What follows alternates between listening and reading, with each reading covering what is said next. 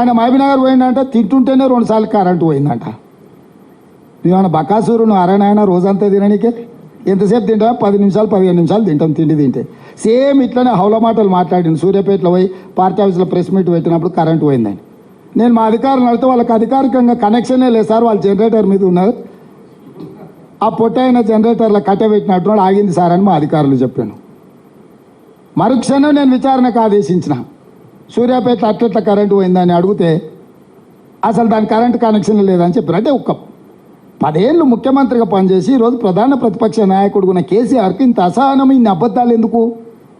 ఏం కొట్టుకపోయింది? ఏం మునిగిపోయింది? ఏం అధికారం లేకపోతే సస్తమా? ఏమవుతుందా? ఊపిరాకి చచ్చిపోతావు?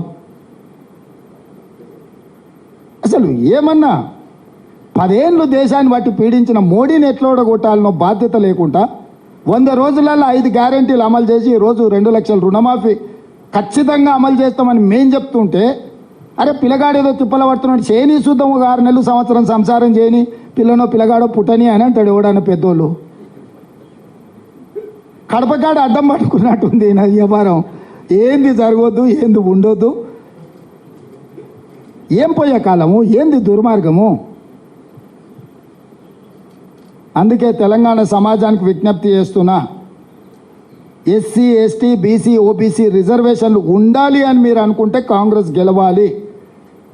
ఎస్సీ ఎస్టీ బీసీ ఓబీసీ రిజర్వేషన్లు రద్దు కావాలి అనుకుంటే బీజేపీకి ఓటెయ్యాలి.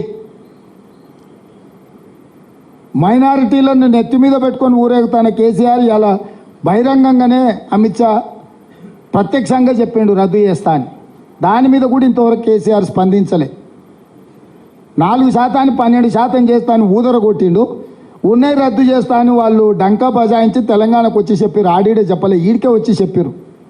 దాని మీద కూడా కేసీఆర్ పల్లెత్తు మాట మాట్లాడతలేడు. దీన్ని బట్టి ఈ వర్గాలన్నీ కూడా ఆలోచన చెయ్యాలి. మేం కార్పొరేట్ కంపెనీలకు వ్యతిరేకము.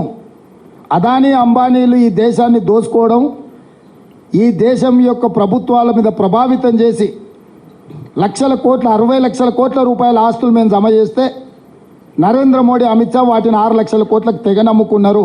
బిఎస్ఎన్ఎల్ ఎల్ఐసి నుంచి మొదలు పెడితే రైల్వేస్ కానీ, ఎయిర్పోర్ట్లు కానీ, పోర్టులు కానీ, నేషనల్ హైవేస్ కానీ ఇవన్నీ కూడా మేము సంపాదించి పెడితే, తాత ముత్తాతల నుంచి స్థిరాస్తులను మేము చేసి పెడితే ఈరోజు పల్లి బఠానీలకు మోడీ అమిత్ షా అమ్ముకుంటున్నారు.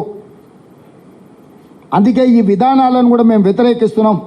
ఈ ఎన్నికల్లో తెలంగాణలో లెక్క పక్కా 14 సీట్లు నెగ్గాలి అనే విధానంతో ప్రజలు నిర్ణయం తీసుకోవాలి. మేము స్పష్టంగా ప్రజలకు విజ్ఞప్తి చేస్తున్నాం. మళ్ళొక్కసారి ఎస్సీ ఎస్టీ బీసీ ఓబీసీ రిజర్వేషన్లు రద్దవ్వాలి అని అంటే బీజేపీకి ఓటేయండి.